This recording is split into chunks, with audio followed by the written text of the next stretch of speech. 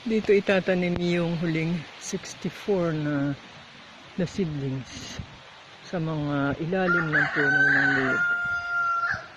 Ayan. Sa may mga stick na yan. Ayan, yung ating pinagbagsakan ng input. Yung ating tangke ng tubig para hindi kayo maligaw. Tapos dito sa may patipas. Sa may patipas ng Masin River. Yan. Yan.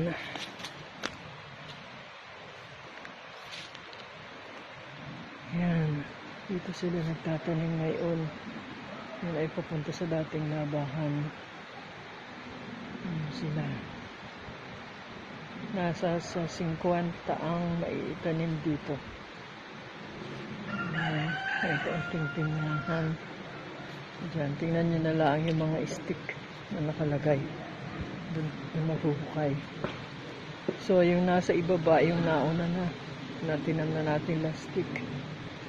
Bali, nasa 83 na seedlings yung nadudoon sa ibaba. So, malawak na yung dating pakuanan. So, ayan. Ayan ang mga stick. Maglalagyan. Nandun naman ang lumang bahay at ang aming gulayan. Isang ikot na ito. Okay. Ayan. Diretsuhan lang po ang ating pagkakalagay ng mga stick. Maganda. At naglawis na po tayo ng mga niyog. Kaya pumasok na ang liwanag. Kaya maliwanag siya. Bawas tayo ng niyog. Ng dahon ng niyog para lumiwanag.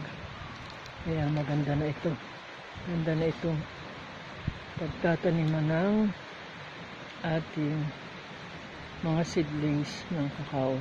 Malaking liwanag.